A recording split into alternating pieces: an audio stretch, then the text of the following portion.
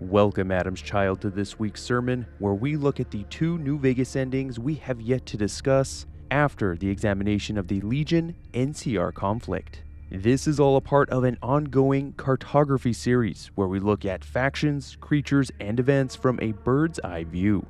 I fixed up the cartographer from the last trek where he was blown up by those Roman LARPers and updated him with a few new voice lines so he could blend in better in New Vegas. Welcome to Vegas. Don't make trouble. So let's crank up the rads and look at how the Mojave changes for better and for worse if Mr. House ends up victorious, or if the courier steals House's victory for an independent New Vegas.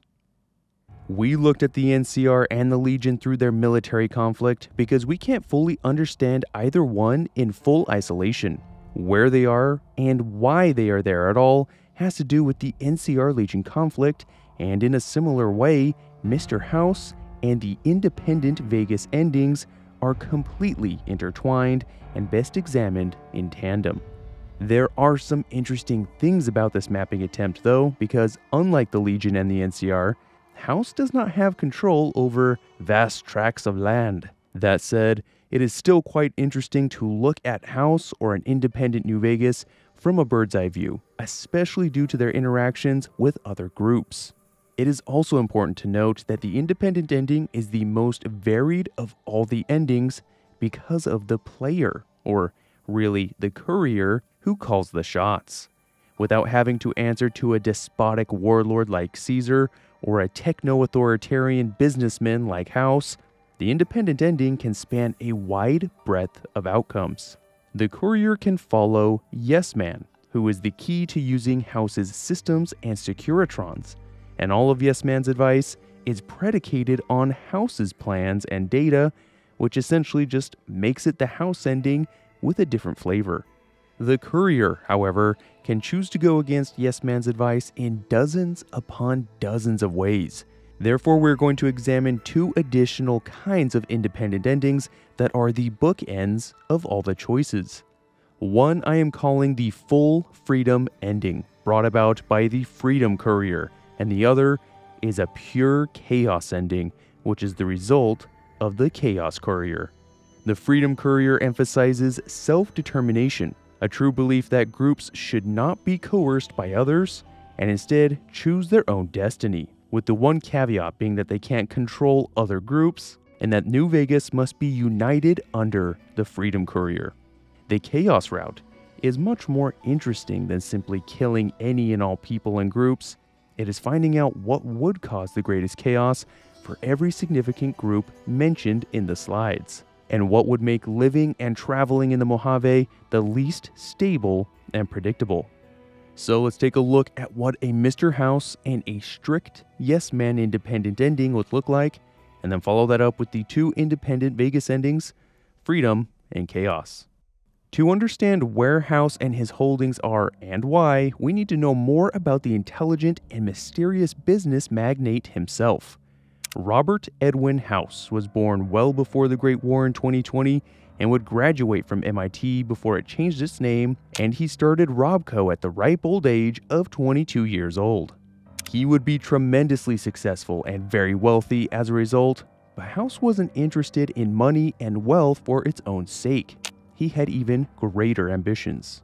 In 2065, the world was reeling from energy shortages, and the world's two superpowers, the United States and China, were on the precipice of war.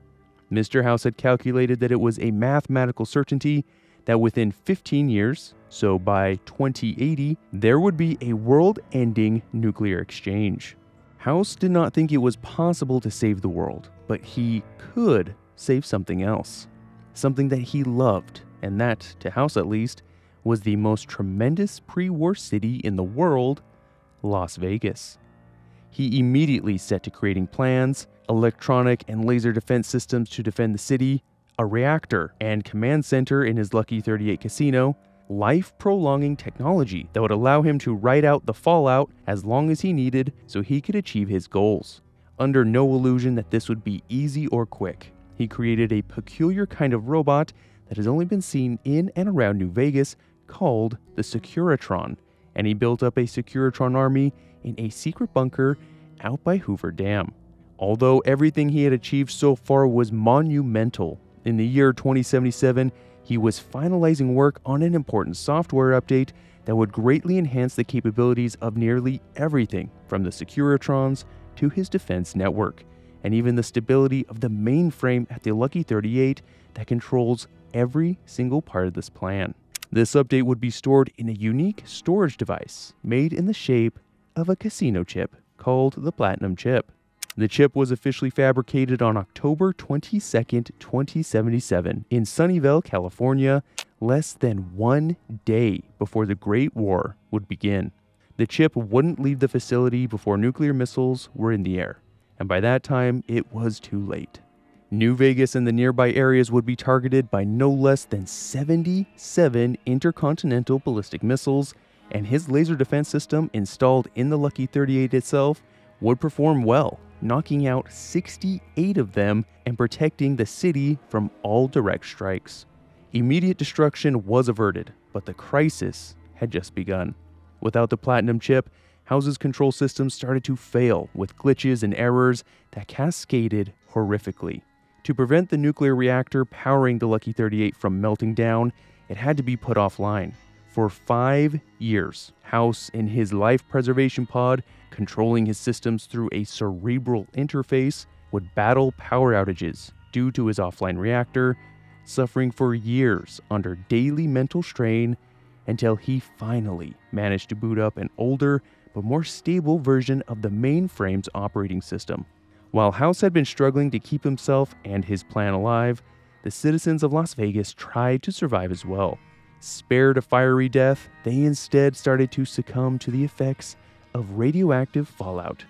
Surely a test from Adam, which most failed, and the ensuing chaos due to the breakdown of society. House, exhausted from his multi-year struggle, would fall into a coma-like state for over 50 years. And during that time, Vegas would be reshaped by a number of raider groups that would emerge, many of whom would have a new role to play in the coming years. Around 2138, House would awaken from his slumber and prepare to carry out his plans, although he would be spurred into action 130 years later when his Securitrons detected scouts from one of the post-war's biggest factions. The new California Republic had grown from its humble origins in a small settlement in what used to be California and had been aggressively expanding through diplomacy and military action for decades. They came in from the south, establishing the Mojave outpost before sending scouts up north to survey the rest of the area. House's Securitrons detected the NCR scouts who had come upon Hoover Dam and seemed particularly interested in it. House knew the scouts would be followed by an army eventually, so in 2274, he went to work reshaping the ruins and raiders of Old Vegas into his vision of the future. The various raider groups stood no chance against House's Securitrons, so House extended an offer.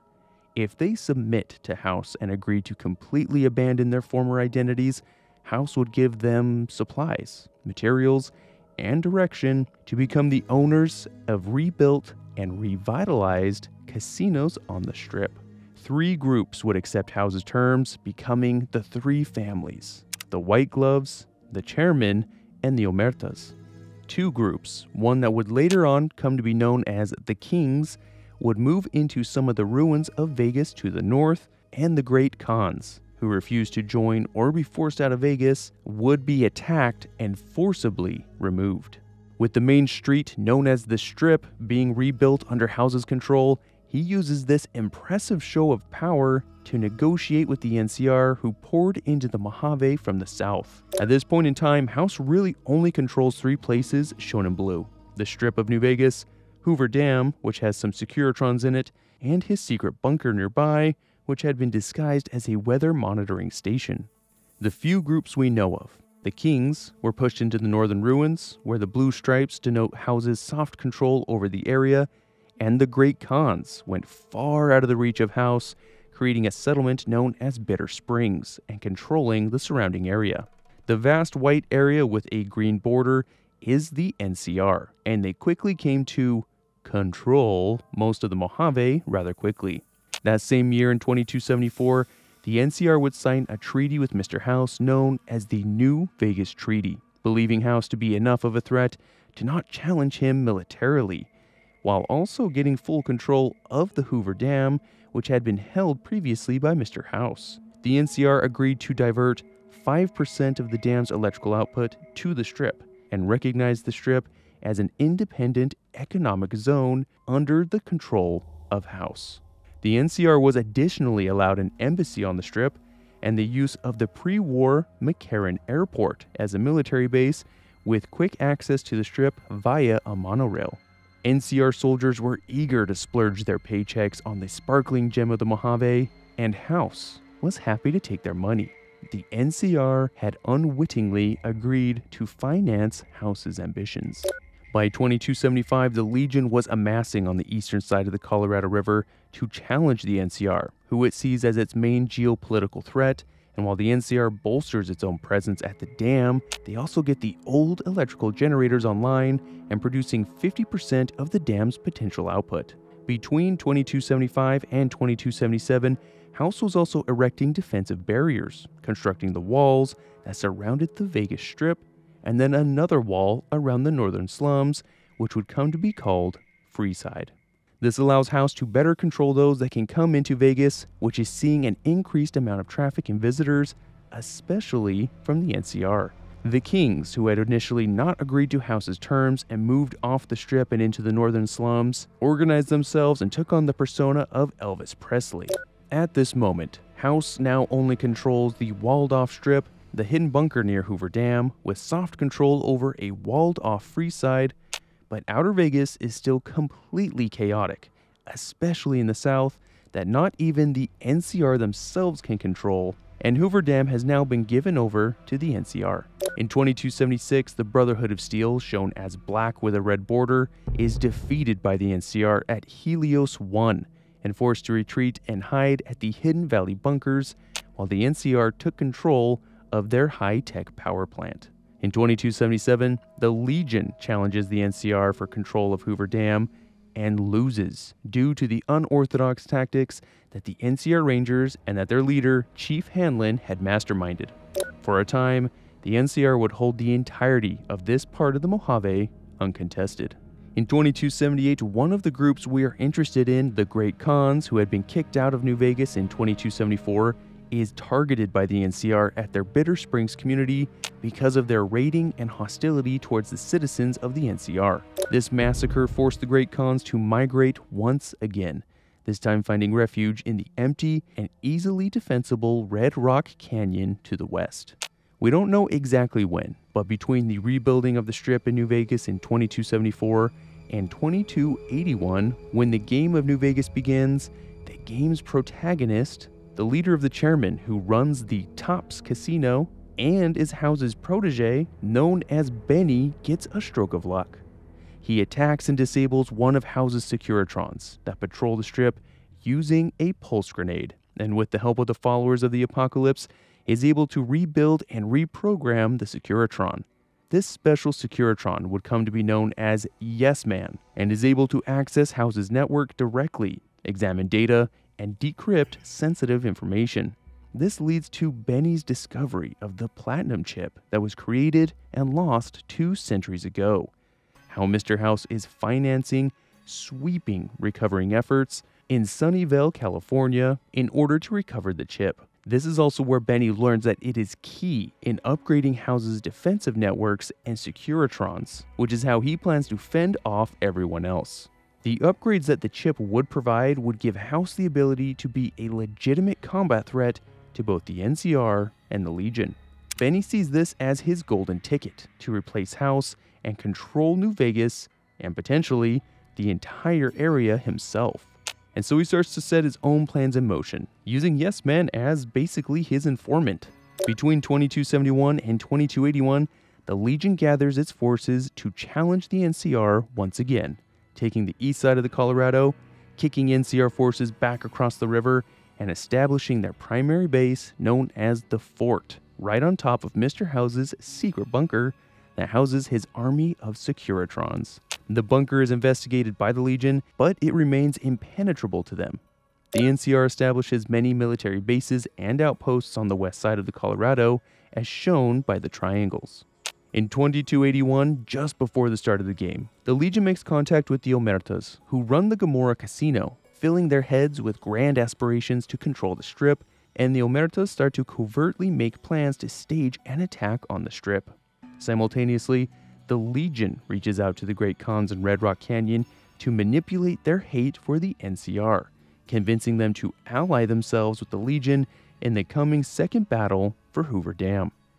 The Legion is also busy in the southeast, having established a toehold at Cottonwood Cove, occupying the Tachatacup mine, taking the NCR-held Nelson, and establishing a raiding camp fairly far west. The NCR loses their Camp Searchlight base to radioactive sabotage, and Nipton is attacked and ransacked by the Legion, resulting in a near-total loss. In the south, things get worse for the NCR when prisoners break out of their prison, taking control of it, its weapons, and the large amount of explosives that they had been forced to use to help build NCR roads, and they begin terrorizing many of the communities over a considerable area. This group is known as the Powder Gangers, shown in purple and yellow, and one small group even traveled north to occupy Vault 19. Traffic is further disrupted along Interstate 15 when a pack of Deathclaws take over Quarry Junction, forcing people to use the longer Highway 95 route. All black with orange border symbols represent independent settlements that aren't a part of a larger faction, which include locations like Good Springs, Novak, and Jacobstown. Most critically, however, in 2281, one of the recovery teams House had been paying to find the platinum chip finally found it, and House devises a plan to quickly get the chip back to him in a way that arouses the least amount of suspicion possible.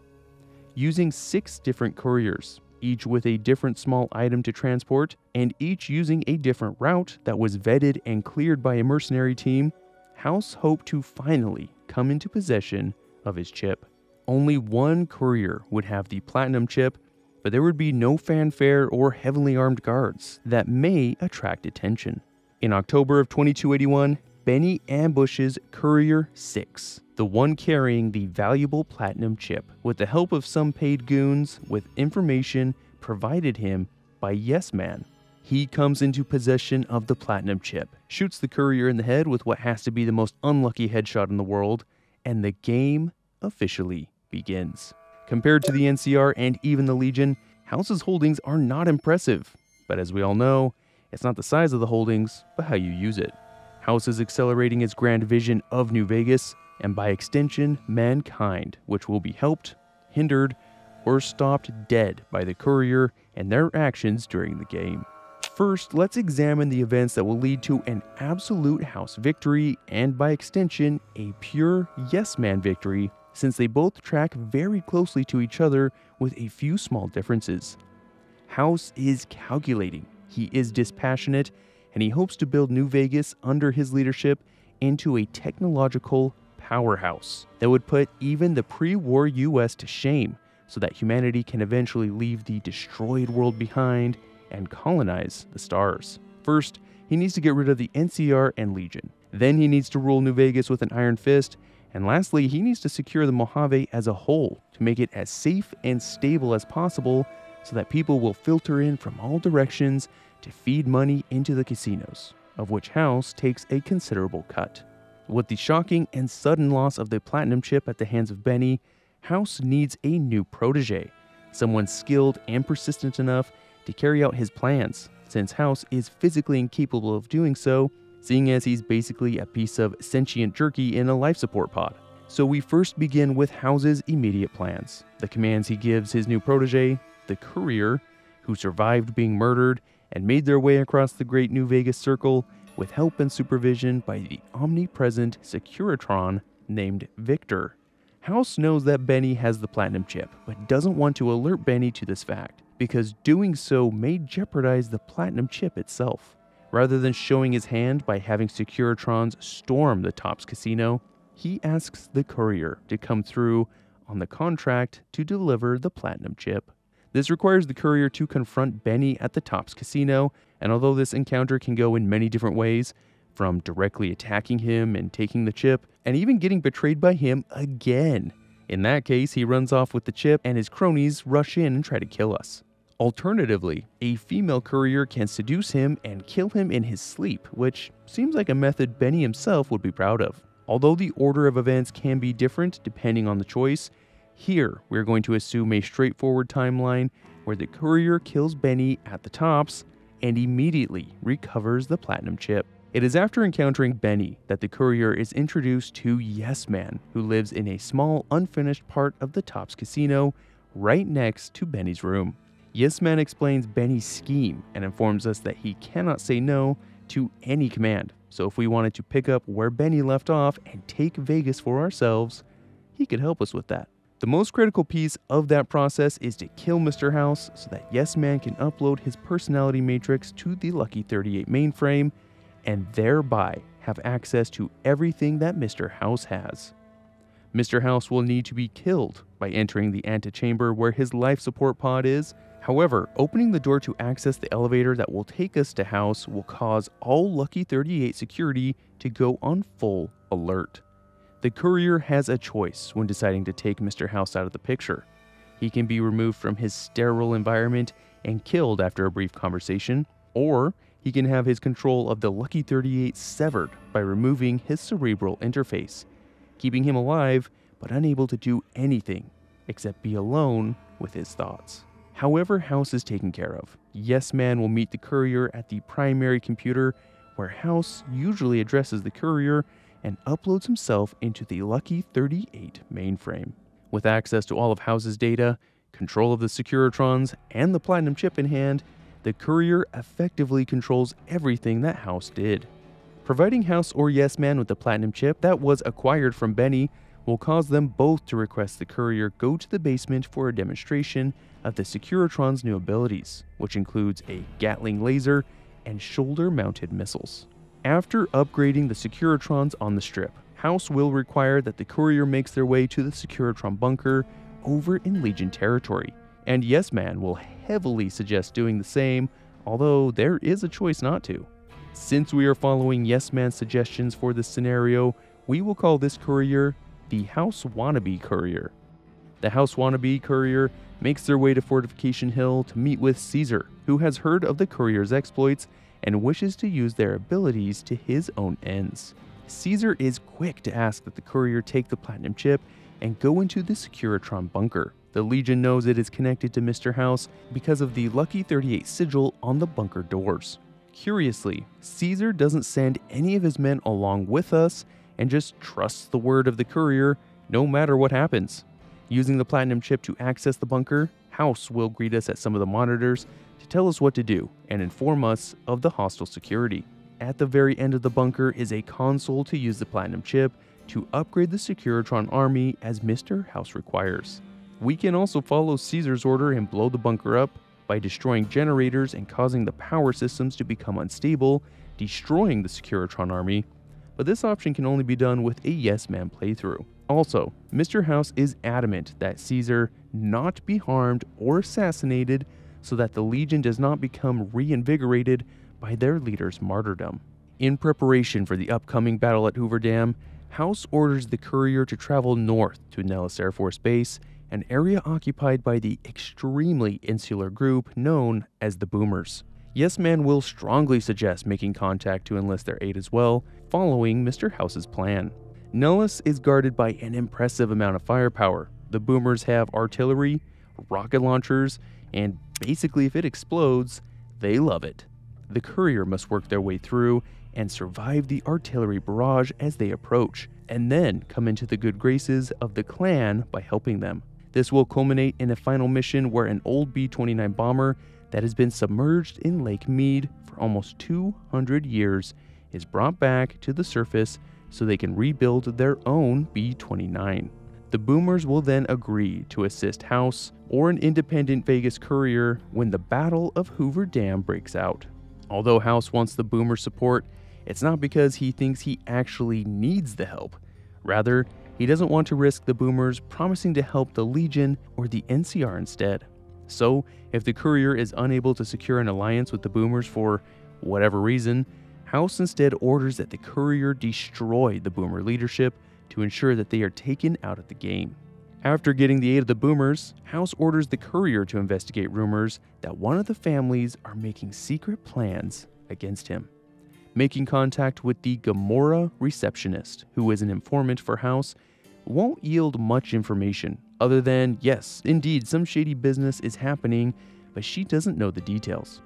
The courier must talk to a lower-level boss named Cachino, who will initially refuse to talk at all about the unsavory details of the Omerta family, but he can be blackmailed into talking by stealing his journal, which has details related to personal, off-the-books dealings and encounters with the casino's prostitutes, which would land him in big trouble with the family. The courier will uncover a plot to attack the Strip in order to distract the NCR and give the Legion a better chance at Hoover Dam. Should the Legion win, the Omertas have been assured that they will be at the top of the food chain at New Vegas when the Legion rolls in and deals with Mr. House. They are stockpiling weapons and sneaking them onto the Strip, as well as buying bomb-making materials for a contractor to use in building chlorine gas bombs to aid their attack. An attack like this won't be tolerated by Mr. House, and so the plan must be thwarted by killing the two bosses, Nero and Big Sal, and replacing them with Cachino, who promises that he'll keep his nose clean. Sure, buddy. Similarly, Yes Man will heavily advise that the courier investigates and removes the Omerta's threat to the Strip, but that decision ultimately lies with the courier. When House is satisfied that the Omerta's underhanded dealings are dealt with, House will order the courier to head down south to an area where several Securitron scouts have been lost. He suspects that the Brotherhood of Steel, who has been hiding in secret since their loss to the NCR at Helios 1, must be somewhere close to where he lost the scouts. House is adamant that the courier find a way to destroy them once and for all, since he sees their philosophy of claiming ownership over any and all technology and controlling that technology for themselves to be antithetical to his technology-driven future for New Vegas. And given their use of energy weapons and power armor, they could potentially pose a threat. Similarly, Yes Man agrees with this assessment and will strongly suggest destroying the Brotherhood, which he considers the biggest threat behind the NCR and the Legion. The Brotherhood can be destroyed in two ways, either killing all the named members within the bunker, or by initiating the self-destruct for the bunker that they are hiding in. That Adam-damned self-destruct button. Gathering the 3 key cards needed to begin the countdown, which are held by the Elder, the head Paladin, and the head Scribe respectively. As long as all the Brotherhood members are dealt with, they will cease to be of any concern, and the mission will be considered a success. Mr. House will not require that the courier investigate or deal with any other groups, but Yes Man does encourage the courier to get to know more groups prior to continuing. In addition to the Brotherhood, the Boomers, and the Omertas, Yes Man encourages the courier to meet the third family on the Strip, the White Gloves. The White Gloves are a posh and high-class establishment descended from depraved cannibals, and one of the higher-ups within the White Glove Society wishes to see them return to consuming human flesh, all the while keeping the top hats and canes. They're cannibals with style.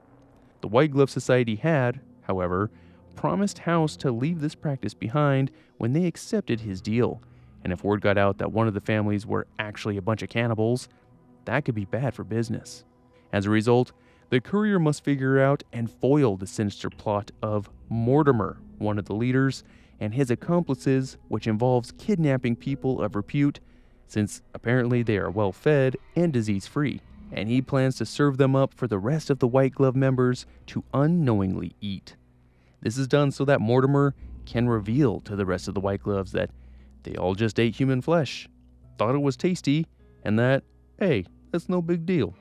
Thwarting these plans will involve rescuing the son of a wealthy Brahmin baron who was kidnapped while his father was there to conduct business with the White Gloves, and who Mortimer intends to be that night's main course. The Baron, known as Hick Gunderson, I love saying that name, will be rightfully angry at the White Glove Society when his son is rescued and their plot is exposed, and he threatens to use his clout to cut food shipments to the entire Strip to starve everyone out.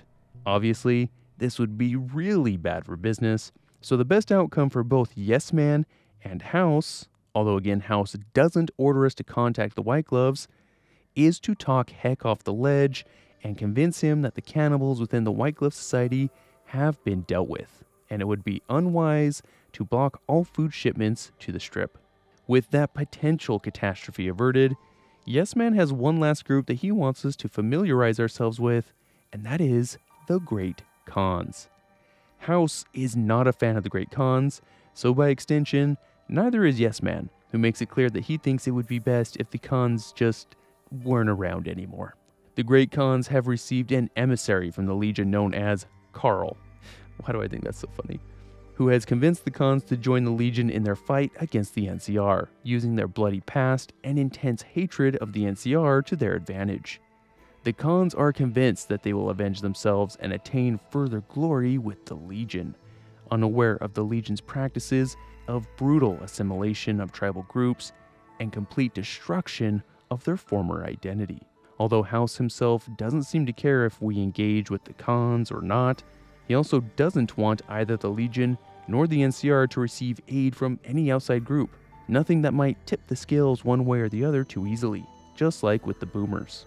Therefore, in order to ensure that doesn't happen, and in line with Yes Man's insistence that the Khans don't deserve to be around, killing the Khans, specifically their leaders Papa Khan and Regis, is the best choice for the House and Yes Man ending, removing a potentially destabilizing influence on the Mojave, and depriving the Legion of whatever help the Khans would provide. Mr. House or Yes Man at this point will have another specific mission for the courier that will require an override chip being installed in an NCR-controlled substation. The Lucky 38's reactor has been dormant for so long that it needs an energetic jumpstart to get it working again, and routing some of the NCR's power to the Lucky 38 will do exactly that. House has held off on doing such a thing since he thought it would attract too much unwanted attention. But with the Legion so close to attacking, House has calculated that the NCR will barely notice. And if they do, they won't do anything. Getting the Lucky 38 reactor going will make the Strip no longer reliant on power from the dam, which could get cut or become extremely unreliable when fighting breaks out. Additionally, the extra power is required for House, or Yes Man, to broadcast with enough signal strength to control the Securitron army all the way on the east side of the Colorado, and really, throughout the entire region. This substation is guarded by several NCR troopers who must be dealt with secretly or in the open, because the only requirement is to get that override chip installed. With the chip installed, the Lucky 38 energy independent, and all systems ready for the upcoming battle at Hoover Dam, House won't ask the player to do this next job, but Yes Man will. And interestingly, Yes Man is citing House's very own data when making this suggestion. Yes Man tells the courier that making an alliance with the Followers of the Apocalypse, a group dedicated to helping mankind through education and medicine, would be incredibly helpful, as they would be able to provide support for New Vegas during the turbulent transition from an NCR-controlled Mojave to an independent one. The courier must be on good terms with the Followers, and this is done by helping them with many of their supply or labor shortages that keeps them from better addressing the needs of those that are suffering. At the old Mormon fort in Freeside, the leader, Julie Farkas, will ask that the courier help in several ways: donating medical supplies, securing a partner that they can work with to create more raw materials for medicine, and helping some recovering chem addicts kick their addictions for good so that they can once again contribute to the Followers' projects. Successfully getting the former chem addicts back to being contributing members, donating a bunch of Stimpaks, Radaway, and Med-X, and convincing the Garrett twins who run the local gambling and prostitution den to provide their stills for the production of ethanol will allow the courier to request that Julie Farkas commit to helping an independent New Vegas at the Battle of Hoover Dam and beyond. She will reluctantly agree, and the Followers will stash medical supplies at the dam for the final battle, and will stick around afterwards to help as much as they can. While not a requirement for Mr. House, allying with the Followers is likely a good idea since his own notes suggest that they would be useful in the immediate wake of an NCR defeat. What House and Yes Man do both agree on, however, is that an upcoming speech by the NCR president, President Kimball, which will be given at Hoover Dam, is a pivotal event. In an effort to raise the spirits of the NCR forces, the president has planned on coming to the front lines to give a rousing speech and award medals, but the proximity to the Legion means that the chance of assassination is high. While losing the NCR president may have a destabilizing effect, House's calculations offer a different view. House, and by extension, Yes Man, need the NCR to lose any and all will to ever try and come back into the Mojave and challenge him. House says that he views the NCR as the more insidious threat, and if Kimball is kept alive, his political career will be ruined by their upcoming defeat. Kimball would be a sacrifice, and the NCR's foray into the Mojave would be regarded by many as Kimball's ambition and misadventure, something that most NCR citizens would not want to repeat and leave firmly in the past. Should he die, he would become a martyr, and many in the NCR may seek vengeance and gather their strength once again to create an embargo on New Vegas and perhaps challenge House militarily once again. The courier must have good enough standing with the NCR to be allowed to attend, otherwise the quest will automatically fail, and the default consequence is that the Legion successfully assassinates Kimball.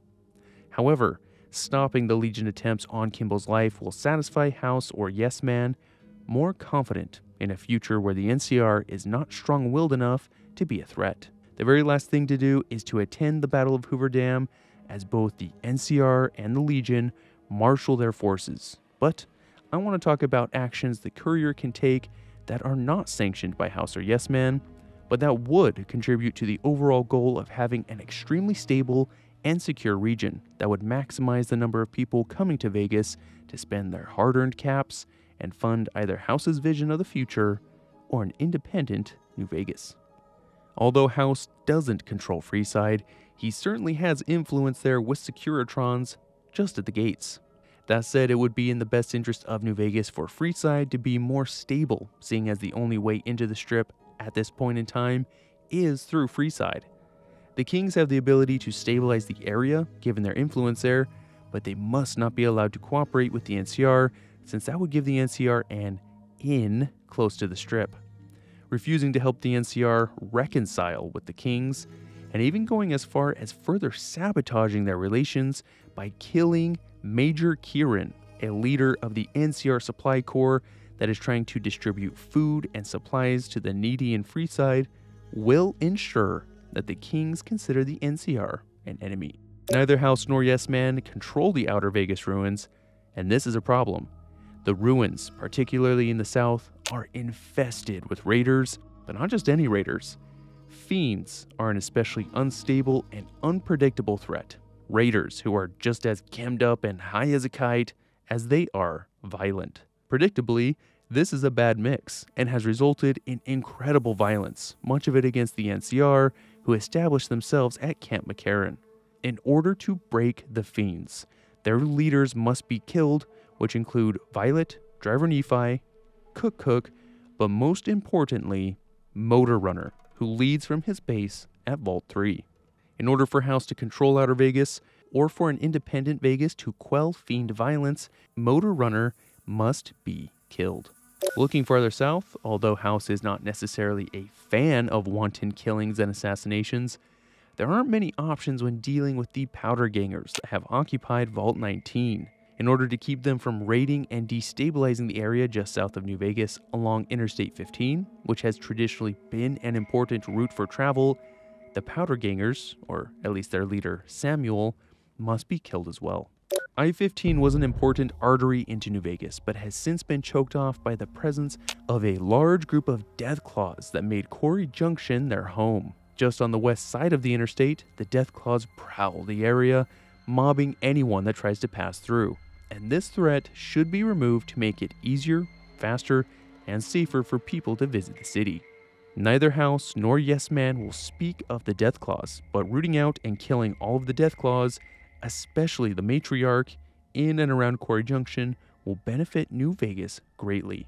After clearing out the death claws, the only great threats along the I-15 route, which was previously very well traveled by merchants and visitors, are the powder gangers, as well as some smaller and less organized raider groups that attract travelers in caravans.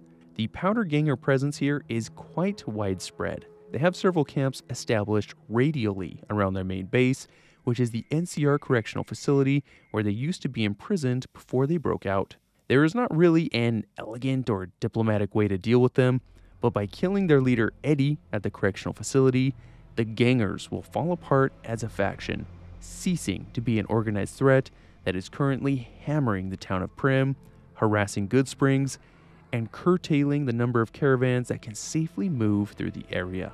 In addition to the powder gangers wiping out the Jackals, another group of raiders at the Nevada Highway Patrol Station and Nipton Road Pit Stop should also be dealt with to clear the I-15 route. Prim is an important stopping point for travelers, and so it would be beneficial for the city to be stable and safe. This is partially accomplished by taking out the powder gangers, but also critically, the town is in need of a sheriff to enforce the law, the best and least controversial of which would be Prim Slim, a protectron at the Vicky and Vance Casino. The other options are to have the NCR compromise to protect the city, but with their future withdrawal when they lose at Hoover Dam, that would not be a good long-term solution. And the third option is a current powder ganger and former small-town sheriff named Myers, who has his own personal brand of justice that isn't quite as even-keeled as the impartial Prim Slim. I-15 isn't the only route to New Vegas. Highway 95 on the eastern side is a major route as well, and when the NCR and Legion are forced out of the Mojave, kicking and screaming, there isn't much left on the eastern side of the map. A Vipers camp on Highway 95 will need to be eradicated if Golden Geckos haven't done so first, but the most important element will be to preserve the town of Novak. Novak is a good resting point for travelers, but will come under attack during the Second Battle of Hoover Dam, and they also suffer from a rampant feral ghoul problem. Ghouls wander into the town from the west at the RepCon facility, and although going in and killing everyone would solve the feral problem, the ghoul cult that follows Jason Bright are key to Novak surviving the Legion attack, so helping Bright and his followers go on their great journey is the best option. Just on the west side of Highway 95 is Black Mountain, an old satellite array that has been taken over by a crazed Nightkin and her super mutant and Nightkin followers.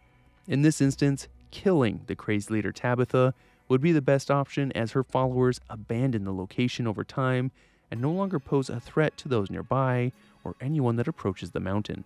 Finally, up north, there are some raiders like the Vipers at the Horowitz farmstead, which could be dealt with, but the most pressing matter is Jacobstown to the west, which is the most populous super mutant community in the Mojave. While they try to keep to themselves, they have a small team of scientists trying to create a cure for the Nightkin insanity that is induced by their constant use of stealth boys. The Nightkin follow a leader there named Keen, who needs to be convinced to stay in Jacobstown since he is growing impatient at the lack of any Nightkin cure. This will prevent Keen and his followers from rampaging through the wastes, and really, the increased security and stability is all that matters for Mr. House or Yes Man. Convincing the mercenary group that approaches to intimidate and potentially attack Jacobstown is the last thing needed to ensure that the mutants stay in Jacobstown and don't cause trouble elsewhere. Now comes the most pivotal event of the entire game, the one that determines the fate of empires: whether to personally test out Fisto. I mean, the second battle for Hoover Dam. Participating in the battle on behalf of House, or the pure yes man option, is the same with some minor differences. The courier starts on the west side of the dam with a Securitron helper, and depending on the courier's standing amongst the various factions, they may have to fight the NCR, who have tenuous control of the west side of the dam. Moving across the top of the dam to the third tower on the right, the courier must make their way to a control console within the dam. The room is guarded by 2 NCR heavy troopers, or with a high speech skill, convinced that Colonel Moore is in desperate need of help.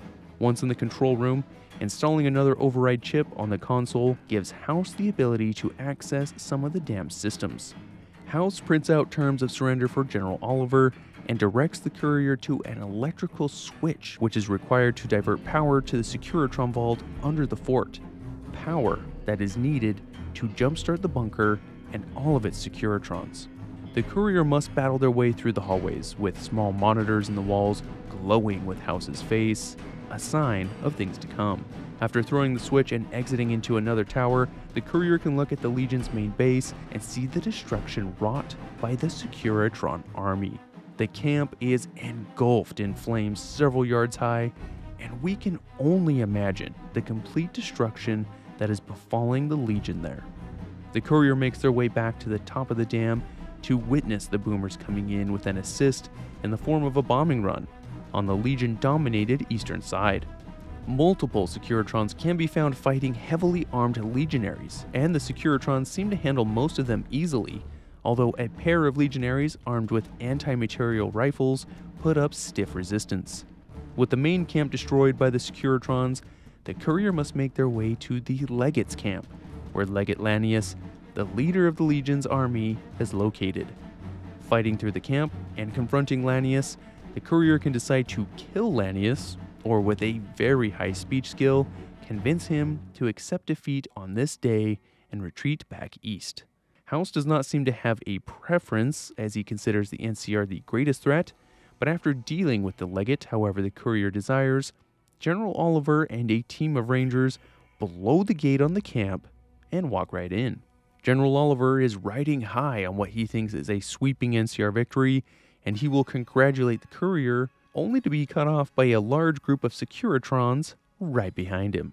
Mr. House, speaking through a Securitron, will approach, and although the courier can decide to kill Oliver, he would rather we convince Oliver to surrender and run back west, leaving the region entirely. This requires a high speech skill once again, but we know this is what House prefers, since he printed out the surrender conditions for Oliver, but not for the Legion. Dealing with General Oliver results in threats that this isn't over, and that the NCR will be back to claim what they have bled and died for, but House, he knows better. The NCR, battered and stretched thin for years, having lost their young soldiers to hold a pile of sand out east, do not have the will to return, and instead will break down into squabbles and blame each other for their tremendous, bloody, drawn-out loss. The Legion retreats east, leaving the east side of the Colorado River unclaimed. The NCR rapidly withdraw south, leaving the Mojave outpost as the only trace that they once controlled, or should I say, controlled, the New Vegas region for a time. Looking at the House ending first with no other large faction to stop him, House projects power in the entire region. House, of course, quickly took control of Hoover Dam and used the Securitron army to reinforce his control of the Strip. With the Omerta's plan foiled on the Strip and the White Gloves firmly back into the Don't Eat People camp, House faces no obstacles on the Strip, keeping the streets orderly and efficient. Completing the missions for the Kings, not in favor of the NCR, will lead to the Kings attacking NCR citizens when the battle for Hoover Dam takes place, and House looks upon this behavior favorably, and he leaves the Kings alone, likely meaning that the Kings operate freely in Freeside so long as they stay in House's good graces. So this area is shown as being under the influence of House rather than direct control. If the courier had instead helped the NCR and the Kings work things out, House would instead punish the Kings for allying with a foreign force and try to remove them. Defiant, the Kings would fight back, but would be killed to the last man. The Kings would also be wiped out by House in one scenario where he wants to exert control over Freeside if and only if the courier doesn't complete any missions related to the Kings, so it is possible that Freeside comes under complete House control. We don't know the fate of the followers since no end slides exist under a House ending unless they're completely wiped out, and we may assume that they are able to continue operating in the old Mormon fort since that is the ending for an independent New Vegas.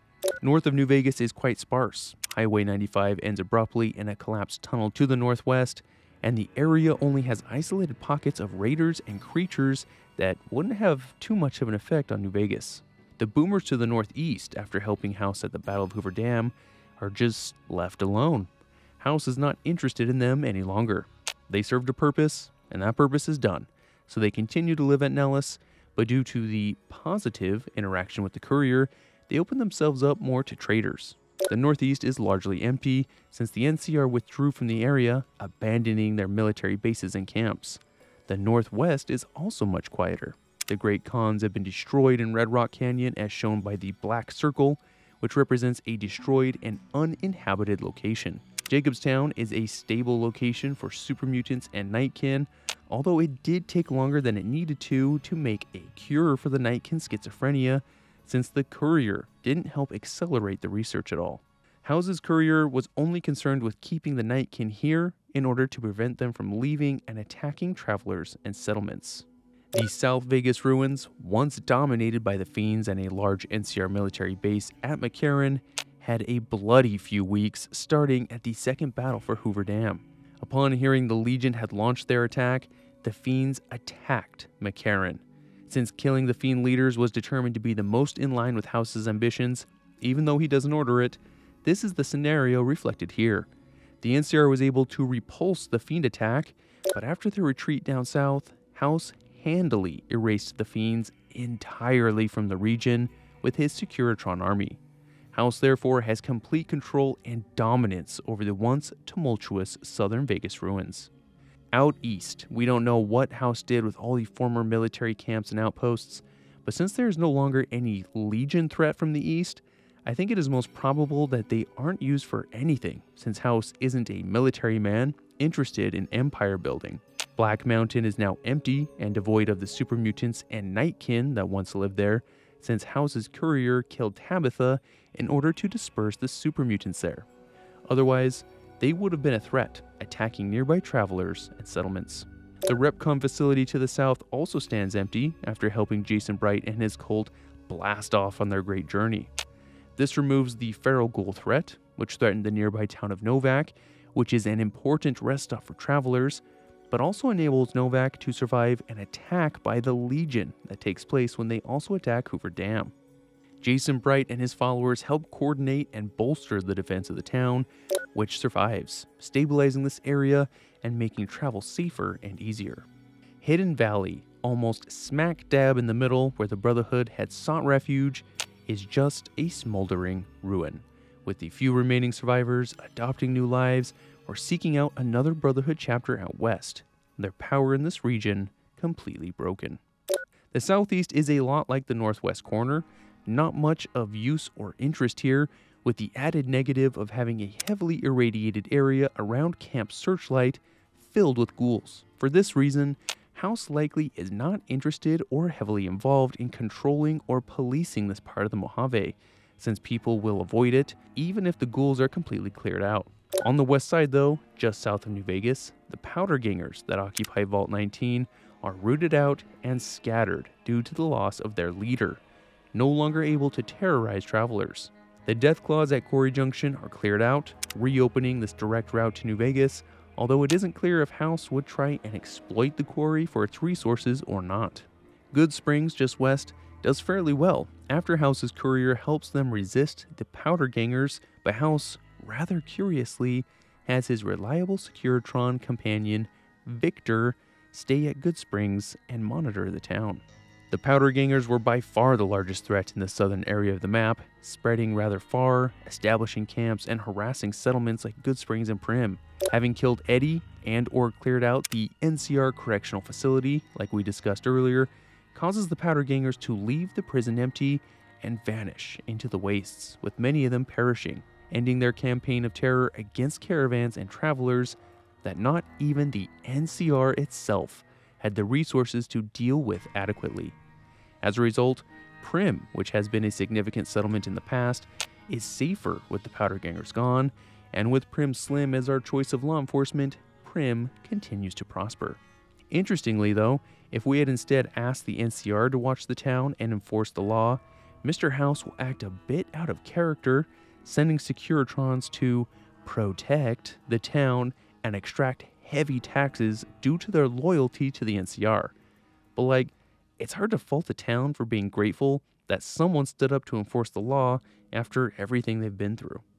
We can infer then that House has direct control over all of New Vegas proper, and may have a presence in most settlements of any decent size, since Good Springs is under the watchful eye of Victor, and Prim can be occupied by Securitrons. There is no indication that House is interested in any of the military positions or in prolonged occupation, so I'm keeping his borders close to New Vegas. That said, if House needs to, he can easily coordinate his Securitrons to move through and attack anywhere in the striped area, and I'm making the southernmost edge of this soft control not far south of Prim, since that is the farthest south we have confirmation of his Securitrons. It is likely that there is a land buffer between House and the Mojave outpost, which is still manned by the NCR. With House's increased control range for his Securitrons and their upgraded capabilities, it is reasonable that they are constantly scouting the entirety of the map, and possibly areas beyond, like to the east where the Legion came from, or the north where I-15 goes past the boomers and off the map. The most interesting things about this map are that the only established faction that exists are the boomers to the north, who are ignored by House. They don't threaten him or his goals, and they have enough firepower to make a direct attack difficult. The roads into the Mojave are very important for House, and his ability to make as much money as possible to fuel his techno future, but with Camp Searchlight being heavily irradiated, that means that these two routes are the most plausible for people to make their way to New Vegas. What makes this interesting, and potentially problematic, is that they go through the NCR-controlled Mojave outpost, which, theoretically, could mean that the NCR could put pressure on House by limiting traffic at this choke point. Perhaps the only thing that would dissuade the NCR from doing this, after suffering a humiliating defeat at the hands of House, would be the constant threat of Securitrons coming in and deleting the outpost off the map. It is also interesting to note that we know nothing about House's thoughts regarding sites of intense interest by other factions, like Helios 1, so I'm not even marking it on the map. A strict yes man ending is very similar to the House ending, but there are notable differences after the Battle of Hoover Dam, even if we made all the same choices. Directly after the victory at Hoover Dam, the Strip slipped into chaos, and the local Securitrons there were unable to contain it all. It took diverting Securitrons from Hoover Dam to quell the anarchy, and after the chaos, New Vegas remained under the control of the Courier and fully independent. Completing the same quests for the Kings and Freeside results in a different outcome though. The Kings force all NCR citizens out of Freeside after the Battle of Hoover Dam, and all NCR travelers avoid Freeside out of an abundance of caution, which could hurt the potential earnings of New Vegas, but it means that Freeside is firmly in the control of the Kings. The followers do have a legitimate ending now though, but it's not a very rosy picture. The followers remain in the old Mormon fort, but they would find that New Vegas without House is more unstable and violent than ever, and they are burdened with even more suffering and people in need of help. The boomers to the northwest are in a similar situation, and even in a more unstable Mojave, their show of force at the dam dissuades anyone from getting any wild ideas. The boomers in the northeast, along with the Kings, are the only two factions that have stable, consistent control over their own territory, similar to the House ending. Interestingly, even if the Courier kills Motor Runner, the leader of the Fiends successfully take Camp McCarran from the NCR, and perhaps due to their ability to take a fortified position, they continue being a nuisance throughout the southern Vegas ruins, and order is never fully established in this area. This most likely means that the other nearby areas of New Vegas are similarly not under complete control, dealing with intermittent violence at the hands of raiders. So Outer Vegas is being marked as under yes man influence, and the areas under actual control are much smaller and limited almost entirely to the Strip itself with a yes man ending. Several locations are the same. Jacobstown is stable, the Great Khans are destroyed, leaving Red Rock Canyon empty, and Black Mountain is similarly empty after killing Tabitha. The Brotherhood is still destroyed, the Powder Gangers at Vault 19 are killed, the Ferals from the Repcom building are taken care of by helping Jason Bright, and Novak is helped by Bright and his followers during the Legion attack, allowing it to survive. I-15 is opened up by killing the Deathclaws at Quarry Junction, and the Powder Gangers in the south are broken and scattered as well. Interestingly, Good Springs does better in a yes man ending, as there are many travelers who stop by on their way to the Strip and the locals benefit greatly from the traffic. Prim also prospers under Prim Slim the sheriff, but even if the courier had asked the NCR to protect the town, Prim is able to operate much as it did before, since House isn't there to heavily tax the town for allowing the NCR to protect it for a time. All in all, the consequences are fairly similar, the main difference being that an independent New Vegas exerts much less control than it does under Mr. House, since an independent ending can't even gain full control of the southern Vegas ruins after killing the Fiend leaders. It is doubtful that Vegas is able to project power anywhere outside of the Strip and Hoover Dam. This really underscores House's ability to take control and lead, since there is far less chaos and a greater show of force in the House ending. This is also interesting because with so little control over the entirety of the region, will it inevitably result in some group or faction filling the void? And if so, who would it be? The roads into Vegas are likely to be clear after all the effort to remove any threats prior to the Battle of Hoover Dam, but afterwards, it is unknown if the roads could be kept safe. How long before groups of geckos move into empty areas, or, Adam forbid, swarms of cazadors? The importance of facilities like Helios 1, RepCon, and Quarry Junction is never touched on, and perhaps it is up to the surviving independent settlements, like Good Springs, Prim, and Novak, to take advantage of these resources around them. Now the best part about an independent ending is how diverse the ending can be, since it can vary a lot. When you are the one making the rules, then you can really transform the Mojave. It is interesting to compare and contrast a House ending with a strict independent ending where we follow the advice of Yes Man, but so is examining the breadth of options and consequences with an independent ending.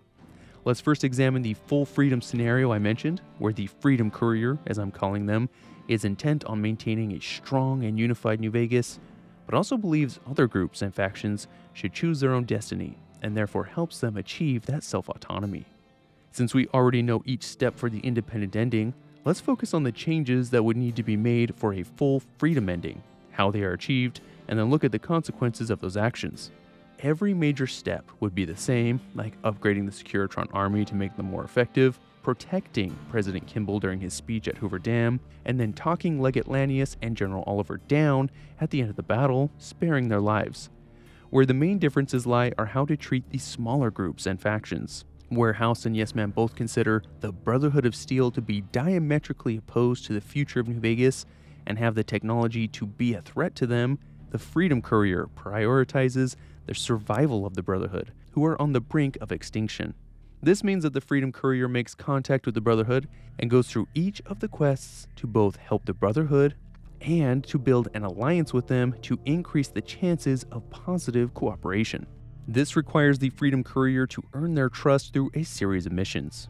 They start by convincing an NCR Ranger that is posted up close to the Brotherhood bunkers to move out of the area so that the Brotherhood doesn't get spotted and their little hidey hole exposed. This earns the Freedom Courier enough trust to move freely within the bunker, but the Brotherhood is missing a number of patrols and wants help finding them and reporting on their status. Each of the patrols are dead. Spoiler alert, with one pair of paladins found in a radioactive crater near Black Mountain, surrounded by centaurs, one pair found dead under and near rubble from a collapsed roof at the RepCon headquarters, and the last patrol in a crater just outside of Nellis Air Force Base where the boomers are. Black Mountain isn't far from Hidden Valley, so that patrol is understandable. The RepCon headquarters is a bit further out, but given that RepCon was a pre-war tech company, it makes sense the Brotherhood would be interested in it. What is most surprising though is the group all the way up near Nellis. They traversed halfway across the entire map and through well-occupied NCR territory.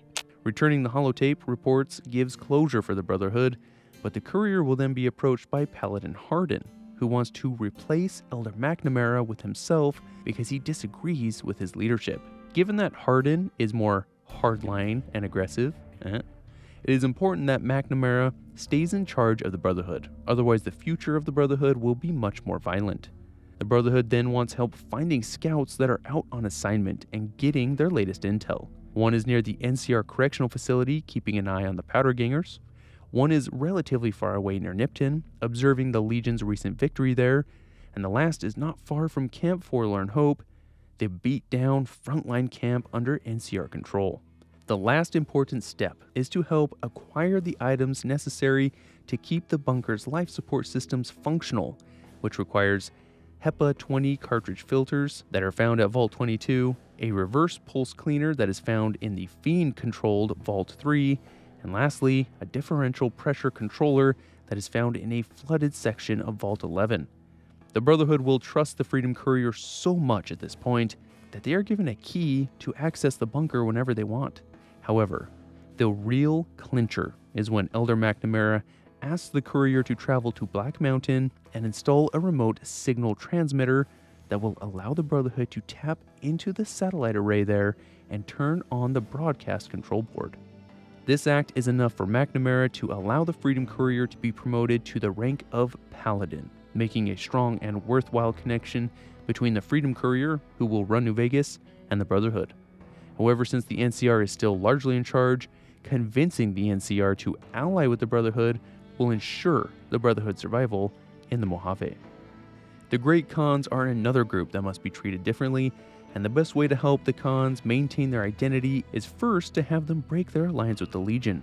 Since this alliance will lead to their destruction, either at the hands of the NCR or the hands of the Legion themselves, the Freedom Courier needs to expose the lies that they've been fed by the Legion emissary, Carl. This is done by convincing several people who Papa Khan listens to and values the opinions of that they should not join the Legion. Jack and Diane are at the Red Rock Drug Lab and can be convinced to side against the Legion with a speech check, or by completing a quest where the courier uncovers that a Khan chem runner, Anders, has been found by the Legion and crucified for running chems. Melissa at the Great Khan encampment overlooking Quarry Junction can be dissuaded by informing her that the Legion does not allow female fighters and forces them instead to essentially become slaves only fit for bearing children. Regis, an important leader within the Khans, can be convinced that the Legion only subsumes allies, brutally breaking them of their former identities and breaking them up to turn them into cold-hearted soldiers. This is done by showing Regis a slave ledger that could be found at the fort, or by exposing Carl, the Legion emissary's journal, to Papa Khan, which details the Legion's plans for the Great Khans. Once this is done, Papa Khan can be convinced to break his alliance with the Legion, which will anger Carl and cause him to aggro, but Papa Khan is now unsure of what to do. It is at this moment that the Freedom Courier can influence their destiny by telling Papa Khan that, despite everything that has happened, that the Khans have a great legacy and they should embrace it. The other groups that the Yes Man has us interact with will follow the same endings as before, helping the Boomers and enlisting their help at the Battle of Hoover Dam, exposing the cannibal plot at the White Gloves, talking down Heck Gunderson when he threatens to starve out the Strip, and figuring out the Omerta's plan and foiling it so that the Strip is spared a violent attack. The other groups that aren't required by the main quest to interact with will have some changes as well. The Kings will be aided by the Courier in mending their relations with the NCR, which should be done diplomatically rather than with brute force. The Courier helps the Kings in Freeside by exposing a phony bodyguard that is ripping people off, and then investigating allegations of NCR attacks on Freeside. Doing this by making the Kings and the NCR's representatives in Freeside work out their differences, and securing NCR aid on the word of Colonel Shu at Camp McCarran will calm things down and make the King grateful enough to grant the Courier one request. In this instance, that request will be that the King order all violence against the NCR to cease, which he will do. Although the NCR is the Freedom Courier's enemy, the Republic is in control of most of the Mojave, and the pragmatic solution is to force a peace between the Kings and the NCR so they can weather the upcoming events when the NCR is forced to withdraw. While killing the Powder Gangers or their leader at the NCR Correctional Facility is the best choice because they only ever raid and coerce other settlements, the Powder Gangers at Vault 19 are a different story. Although a route exists that can compel the Powder Gangers here to surrender to the NCR, that is contrary to the ideals of the Freedom Courier, and another route is chosen. One of the leaders, Samuel Cook, knows about the Great Khans and he sympathizes with their hate for the NCR. Helping Samuel clear the lower levels of the vault of all fire geckos will lead to him asking if the courier could help convince Papa Khan to accept the Vault 19 powder gangers into their ranks. Having just become well accepted amongst the Khans makes this an easy ask of Papa Khan and helps bolster the Khan's ranks, while giving the Vault 19 powder gangers a new purpose and identity, while also preventing a scenario where they become a menace to the wasteland. Jacobstown also has a small change. In addition to convincing Keen, the Nightkin leader, to stay at Jacobstown, the Freedom Courier will help accelerate the research into a Nightkin cure by helping Dr. Henry, because the Freedom Courier genuinely cares about Jacobstown. Convincing the possible companion Lily to be a test subject, and then passing a high science check to convince Dr. Henry to use Nightkin brains in the experiment will result in the best possible outcome. Dr. Henry is able to develop a cure for the Nightkin's condition much faster than in the previous scenarios, and with the Nightkin remaining at Jacobstown, other super mutants and Nightkin flock to Jacobstown since it is the one place in the Mojave where they can find peace. Speaking of super mutants, Tabitha at Black Mountain is an interesting character that before we just killed in order to ensure that she and her followers were no longer a threat. However, if we help Tabitha by repairing her robot companion Rhonda, this will lead to a more wholesome ending where Tabitha and Rhonda leave Black Mountain to go on adventures together, and Black Mountain ceases to be a threat to the communities and travelers nearby. The other groups will remain the same though. Killing Motor Runner will allow the Securitrons to force them out of the Southern Vegas ruins, although the threat is never completely removed. Getting the followers of the Apocalypse to help an independent Vegas leads to them staying in Freeside, but being overburdened with people looking for help. Good Springs flourishes due to travel. Prim also prospers under the protection of Prim Slim, and Novak is saved from the Feral Ghouls and the Legion attack by helping Jason Bright. These events lead to important differences after the Second Battle of Hoover Dam, although there are more similarities than not. The Freedom Courier only seems to control as much as the strict Yes Men ending because the Fiends, although weakened, are never fully stamped out, so Freedom Courier control likely does not extend much farther. The Boomers, of course, survive up north. Freeside, rather ironically, becomes one of the most stable parts of New Vegas under the King's leadership, although there is still lingering resentment towards the NCR. Although I haven't mentioned this before, the sharecropper farms and the refugee camps like the Aerotech Office Park would be allowed to continue, just no longer under the direction of the NCR. One notable difference regards the Brotherhood of Steel. Owing to the help they received and the truce they signed with the NCR, they let the NCR retreat from the region without any incident, and Brotherhood patrols start to appear on major roads, most likely I-15 just to the west and Highway 95 to the east, both of which are important thoroughfares for travelers trying to make it to New Vegas. They can't help themselves though, and they do hassle travelers for technology, but at least they aren't raiding and robbing. There's no mention of their interest in Helios 1 under Elder McNamara, but given that it is essentially abandoned now, I think it's only a matter of time. The Great Khans use the attention and chaos that is induced by the Second Battle of Hoover Dam to gather up their people, with the new Vault 19 powder gangers included, and escape north, eventually settling in Wyoming. Apparently, the followers of the Apocalypse have reached that far east and north, and the Khans are able to connect to the followers up there, rebuild their strength, and carve out a mighty empire of the Northwest USA, truly revitalizing that legacy that the Freedom Courier convinced Papa Khan was still there.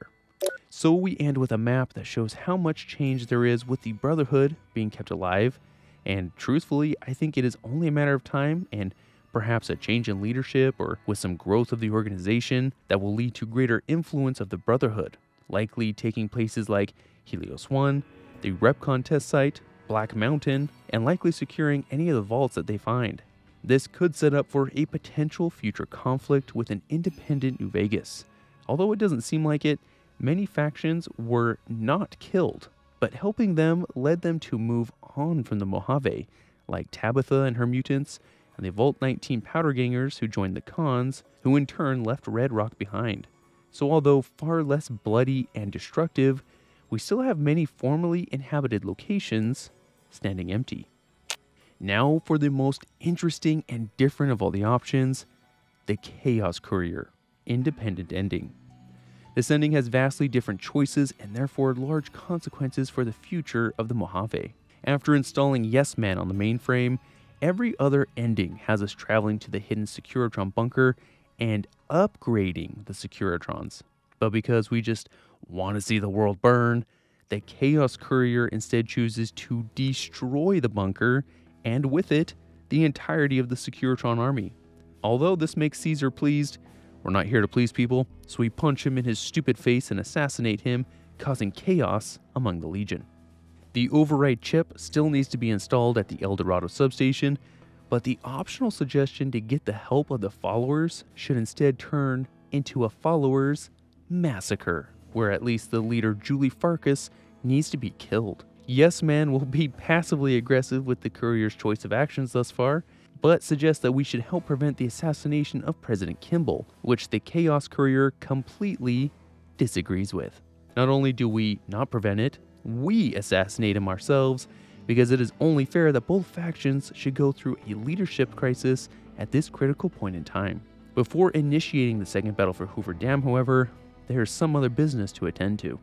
Rather than killing the Brotherhood, because wanton death and violence is actually not always the answer for the most chaos, the Chaos Courier becomes accepted by the Brotherhood and then helps Paladin Hardin replace Elder McNamara, becoming the leader of the Brotherhood and ensuring that it is impossible for the NCR and the Brotherhood to form a truce. The Boomers have always been another constant variable so far. Helping them was always the right choice, but this time, the Chaos Courier either kills all Boomers, or at the very least, their leaders, Loyal and Pearl, leaving the faction listless, without clear direction, and also of no help at the Battle of Hoover Dam. The cons are also a slightly different approach. The Chaos Courier earns Papa Khan's trust enough to have him break off his alliance with the Legion, but then convinces him that the cons have no legacy. This deprives the Legion of an alliance and has dire consequences for the rest of the Khan tribe. Out on the Strip, there were two big crises that were always solved in favor of stability, but not this time. The Omertas and their surprise attack will sow chaos on the Strip, even if Kaisar doesn't win, and the Chaos Courier channels their inner Joker and goes along with this plan. Instead of using Caccino's journal as blackmail to get him to turn on his bosses, we present the journal to his bosses, Big Sal and Nero, who heavily disprove and express that in the only way the Omertas know how, by killing Caccino as he begs for his life. The Chaos Courier is asked if they want Caccino's job, to which, of course, they agree, and they begin to help the henchmen, Clandon and Troik, in their endeavors to carry out the plan. For Clandon, we help him gather the materials to make a chlorine bomb by stealing chlorine from the Ultralux. Helping Troik involves recovering a crate of guns that was stolen while en route by the Fiends just west of New Vegas. Doing these two tasks will result in Big Sal and Nero being satisfied with the Chaos Courier's help and giving caps and chips as a reward. But payment is not the main motivation here. Yes Man's response to this is fantastic, where he enthusiastically concludes that one would think that helping the Omertas slaughter everyone on the Strip would be bad, but since we decided to do it, he guesses it's actually a good thing. The White Gloves are next, and the most chaotic approach is to assist Mortimer in bringing the society back to cannibalism by killing and eating Ted Gunderson at a large banquet, and then pinning the death of Ted on his own father, Heck Gunderson. Doing this results in Heck being approached by a Securitron for his alleged crime, and Heck going apeshit and attacking the Securitron, ending with his death and increased turmoil surrounding one of the wealthiest Brahmin barons in the region. Just north in Freeside, where the Kings operate, not helping the Kings reconcile with the NCR, and then actively making things worse by killing Major Kieran, the coordinator in Freeside for the NCR Supply Corps, is the only correct answer. This makes the tensions between the Kings and the NCR reach fever pitch, foreshadowing violent confrontations. In the southern Vegas ruins, keeping Motor Runner alive will ensure that the Fiends will be more coordinated, which does not bode well for anyone who doesn't want to get attacked by chem-addled maniacs. Dealing with the mutants in Jacobstown is actually easier than ever. we never approach the town. This ensures that a cure is never found, which keeps the Nightkin insane and growing more dangerous by the day as their frustration mounts. The other super mutants at Black Mountain can also be driven into a frenzy by the leader Tabitha if the courier does not repair her robot Rhonda, and also rescues her prisoner Raul Tejada, a ghoul handyman and potential companion being kept as a slave by Tabitha. Very early on in the game, siding with the Powder Gangers who violently attack Goodsprings, turning on the people that helped the Chaos Courier get back up on their feet, is the best option for a chaotic ending, killing each citizen to the last man, or woman, or dog. Similarly, attacking everyone within the nearby settlement of Prim is the most chaotic option, rather than enlisting the help of anyone to help enforce the town's laws. This expands Powder Ganger territory west and north. This leads directly to the Powder Gangers, where previously the leader Eddie was always killed, which led to them falling apart. This time, the Chaos Courier keeps Eddie alive, able to continue to run his gang from the correctional facility. For the Powder Gangers up north in Vault 19, choosing to blow up the sulfur deposits below the vault, but then also blowing up and destroying Vault 19 will enrage the gangers there and make them homeless, which is a very destructive combination. And by destructive, I mean good. Finally, the town of Novak will be treated differently as well, this time by being sly and helping Jason Bright and his followers prepare for the Great Journey, but moments before they launch, altering the rocket's coordinates so that they collide mid-air and blow up, killing everyone on board. While admittedly very funny to watch, this event has serious unforeseen ramifications for the future. As a good extra measure of craziness, during the events of the Lonesome Road DLC, which takes place at the Divide, when the Chaos Courier finally confronts Ulysses, a former Legion member and the protagonist of the DLC, they're presented with a choice. The former nuclear silos have been awakened in the region, and the Chaos Courier can decide to launch nuclear missiles at the NCR, at the Legion, or both. Obviously, we launch missiles at both because we believe in treating everyone with equal contempt. The missiles impact off the map, but we can see the devastation they wrought in person. Finally, with the seeds of Chaos sown, the battle for Hoover Dam can commence. The battle starts much like the other scenarios, although there is a group of cons staging a suicide charge at the Rangers posted on the west side of the dam because we convinced Papa Khan that they had no more legacy. We make our way to install the override chip like before, but everyone is hostile because of our chaotic actions, especially if we hand-delivered a bullet to Kimball's brain earlier. Linking Yes Man to the dam, Yes Man informs us that because we destroyed the Securitron bunker, which he's sure we did for a very good reason, our only other alternative to make sure that the NCR never wants to come back and retake the dam is to find another switch that will deactivate the electrical generators within the dam, making the dam useless for power generation. New Vegas is no longer reliant on the dam, so it remains unaffected, but the NCR will be less interested in a dam that they can't benefit from. This time we don't get to see the fort in flames since the Securitron army was destroyed and the boomers don't assist with a bombing run, but the Chaos Courier fights their way across the dam with far fewer Securitrons to assist because I already explained, they got blown up. Fighting the whole way to Legate Lanius, which is more difficult due to less support, the Chaos Courier kills the monster from the east because with Kaiser dead and Lanius dead, the Legion should be in a full-blown succession crisis by the end of the battle. With Lanius on his way to cross the River Styx, Oliver and his entourage of Rangers blow the gate down to congratulate the Chaos Courier on the NCR's victory. However, we inform Oliver that this win is not for the NCR, and a much smaller Securitron force than before rolls up, one of them having the ever-smiling face of Yes Man on it. Although killing Oliver here and now, along with the Rangers, would be another huge blow, I prefer the best ending for General Oliver. The one that, no matter how I end this game, I always dream of this option. We have Yes Man throw Oliver off the dam.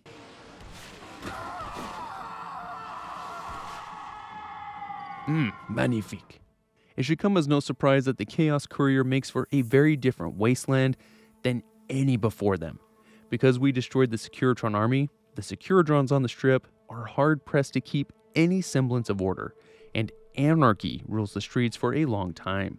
Eventually, that chaos will subside, and an independent Vegas will emerge, but there is a lot of violence and suffering in the meantime. This is no doubt in part due to the Omertas staging a successful attack on the Strip, although it doesn't seem to break the control of Yes Man and the Chaos Courier. The previous holdings, which included the Securitron Bunker, which is destroyed, and Hoover Dam, which has been crippled and is no longer functional, are huge changes as well. In Freeside, since the Chaos Courier fanned the flames of discontent between the Kings and the NCR by killing Major Kieran and doing nothing to bring them together, the Kings force all NCR citizens out of Freeside after the Battle of Hoover Dam. NCR travelers have to avoid Freeside completely for their own safety, otherwise they're targeted by the Kings. The followers, having lost Julie, their leader, gradually lose control of the old Mormon fort, with the desperate people of Freeside pillaging the supplies and stores left behind by the followers to make even more drugs, further propelling the suffering and addiction that has gripped Freeside for years. The Chaos Courier only has enough Securitrons to hold the Strip, and even then, it is just barely enough, and there is no way for them to control any other territory or really have any influence like before, so they're just stuck with the Strip. The boomers in the Northeast have been spared in every playthrough because of how useful they are, but this time the Chaos Courier breaks them. Without their leaders, they gradually drift away, unable to unify meaningfully, and the base is picked over by enthusiastic prospectors. Jacobstown in the Northwest is eventually completely abandoned because a cure for the Nightkin's condition is never discovered. This causes Keen and his Nightkin to abandon the town and terrorize the wasteland. This has a knock-on effect as people grow fearful and resentful of the mutants in Jacobstown, and they start to stage reprisal attacks against Jacobstown, although they're not at all to blame for the Nightkin's aggression. These attacks cause the mutants to find a new place to call home, and Jacobstown dies out. The other super mutant location, Black Mountain, has a similar fate. An enraged Tabitha forsakes Black Mountain after Raoul escapes, and her robot companion Rhonda has no chance of being repaired. The other mutants follow suit, and from that point on, those traveling at night meet violent, unexpected ends at the hands of Tabitha and her followers. The Fiend-dominated Southern Vegas ruins with Motor Runner at the head attack Camp McCarran. This time they are able to overrun the camp and inflict heavy losses among the scattered and retreating NCR forces. Emboldened by this success, and with New Vegas Securitrons outnumbered and struggling with controlling the Strip, the Fiends assert dominance over the south end of Outer Vegas, and most likely will begin to try and expand north, encompassing all of Outer Vegas with Vault 3 as their base. The Brotherhood of Steel, on the other hand, under the leadership of Elder Hardin, immediately strikes out against Helios 1, the site of their last great defeat at the hands of the NCR, and are able to kill the NCR forces there and occupy it. They harass NCR soldiers as they retreat, and they are able to patrol the highways, likely I-15 and Highway 95, with impunity, and take whatever tech they want from unfortunate travelers. They likely take back the radar array on Black Mountain as well, since they send the courier there on a mission to link their systems and start getting data, and it's really close by to both Hidden Valley Bunker and Helios 1, and this would result in the largest Brotherhood holdings we have seen yet. These holdings are likely hemmed in by the Powder Gangers on the south and the Deathclaws to the east. With the Great Khans convinced that they no longer have a legacy and therefore have no real purpose, they staged a suicide charge against the NCR at the Battle of Hoover Dam. The few who didn't die in this joined other tribes and gangs in the Mojave, and the Khans, after many sorrowful years, are no more. The Powder Gangers at Vault 19, with the destruction of the sulfur deposits and their home, torment the wasteland for years, specifically targeting any NCR citizens due to their deep hatred for the Republic. The Deathclaws are never cleared out of Quarry Junction, making travel along I-15 very dangerous or just downright impossible for those wanting to make it to New Vegas with this route. The southern portion of the map continues to suffer under the hands of Powder Gangers who, with their leader alive, are able to continue raiding caravans and extorting travelers for years after the NCR fled from this area. Having sided with the Powder Gangers against Good Springs, The small town is little more than a graveyard, with the only visitors being the intrepid few who want to see the place that the Chaos Courier rose from the dead. Prim, likewise, was wiped out and never revived after their slaughter, with only scavengers and prospectors coming through the silent town. Finally, Novak, which had served as an important stop for travelers, meets its end after a quick 1-2 punch. Without the aid of Jason Bright and his followers, Novak suffers greatly during the Legion attack, and any Novakers that remained after were forced to leave or get sick. The rockets that the Chaos Courier had set to collide spread radioactive fuel over the town, completely contaminating the area and making it unfit for habitation. Not even salvagers choose to stop here anymore. This is a bleak map. Raider groups like the Powder Gangers and Fiends control more territory than the Chaos Courier does, and the Brotherhood of Steel is probably the most powerful of all the factions now. Not shown here, though, are the numerous groups who scatter to the wastelands to raid, pillage, and harass whoever they can, like the Vault 19 Powder Gangers, the Nightkin from Jacobstown, and the mutants from Black Mountain. All of the previous independent towns are destroyed, and the boomers, who seemed able to weather anything, are also brought so low they effectively vanish. Since the fate of New Vegas, whether controlled by House or the Courier, depends on its ability to attract people to come and spend their money at the Strip, we can evaluate how well each scenario facilitates travelers and those seeking to strike it lucky with a jackpot. Hands down, the most stable of all scenarios is Mr. House, whose approach led to minimal chaos in the days after the NCR retreated. The roads are almost entirely clear of any large or organized groups, although traveling the wasteland is never 100% safe. No Viper, Jackal, or Powder Ganger threats in the south. Healthy, surviving towns of Good Springs, Prim, and Novak that lets people rest on their journey, have a safe place to trade, buy goods, and stay the night before they continue on to Vegas are a big help. I-15 is a straight shot into New Vegas, cleared of Deathclaws, Vault 19 Powder Gangers, the Brotherhood, and not to mention the Fiends who prowl the southern Vegas ruins.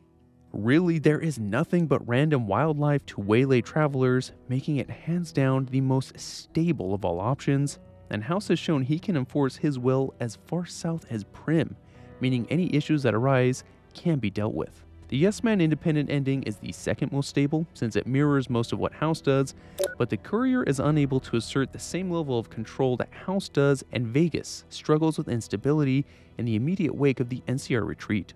Threats like the Powder Gangers, Deathclaws, and Brotherhood are taken care of, but the Fiends are never truly rooted out of southern Vegas, making the last leg of the journey more treacherous. This also shows that an independent Vegas is just not as good at combating the wasteland threats, since the only difference between the independent Yes Man and the House endings are who is in charge. The Freedom Courier ending is less stable than either of the others, although ironically, Freeside is less dangerous for NCR citizens than in the other two scenarios. The Fiends are still a big problem for those traveling along I-15, and the Brotherhood patrols the two main highways, harassing travelers over any potential technology. The Chaos Courier is so much worse than any of the other options that it's in a whole league of its own. Starting at the very first leg of the journey, having passed the Mojave outpost, travels are immediately under threat of raiding and pillaging by Jackals and Powder Gangers. They are unable to find a safe shelter or trade for goods in Prim, Good Springs, or Novak since they're all destroyed. And I-15 may be completely impassable because of the Deathclaws. If one were to somehow make it past the Deathclaws, the Vault 19 Powder Gangers are actively targeting people as well, and the Brotherhood is more aggressive than ever in demanding people hand over their tech on the major roads that they patrol, likely I-15 and Highway 95. The Fiends have full control of southern Vegas, which really makes me doubtful that anyone in their right mind would try to use I-15 to get to New Vegas, but even the longer Highway 95 route has plenty of problems. The Nightkin from Black Mountain attack travelers in the night, the Nightkin from Jacobstown are also on the prowl, and after all of that, when they finally make it to New Vegas, the Kings will actively target NCR citizens in Freeside. To top it all off, The followers are no longer in Freeside to render any aid or relief to those in need. It would be a miracle that even a fraction of the number of people that want to come to New Vegas would dare make the journey. Perhaps only the truly desperate. And it's unlikely that those individuals are the ones that have a lot of caps to spare at the casinos. This scenario seems like the most self-sabotaging of all, and it is hard to imagine New Vegas being able to survive surrounded by pure, utter chaos. And so ends the House and Independent Vegas Cartography analysis. As always, I want to hear your thoughts. Which of these endings is your favorite? Which one do you find the most interesting? Is there anything else I should have considered? Thank you for being here with me. If you liked the video and want to support me with what I do, you can like, subscribe, or join my YouTube members or Patreons like these lovely people. I want to welcome Ballistic Banana, love it, and Orion as the newest patrons, and Sean DeMonica, Tucker, Cypher, Pope Lobster, Katrina D, Matt Madrala, and Anthony Pickens as the newest YouTube members. Thank you, as always, my rad fans. Of course, special mention for the top tier All to Adam supporters: Acrid B, Gardner Minshew Simp, Tessa Storm, Tommy Double, Tapey Papey, The Alt Vault, Juan Vader, Good Old Welshaw, Braden Daniel, Tyler Eaton, Owen Balzer, and 94, and Ballistic Banana. Adam is pleased. Reminder to all my supporters to send in your ideas for the next supporter special, and for everyone else, take care of yourselves. Adam has great plans for all of us, and I hope to see you again very soon.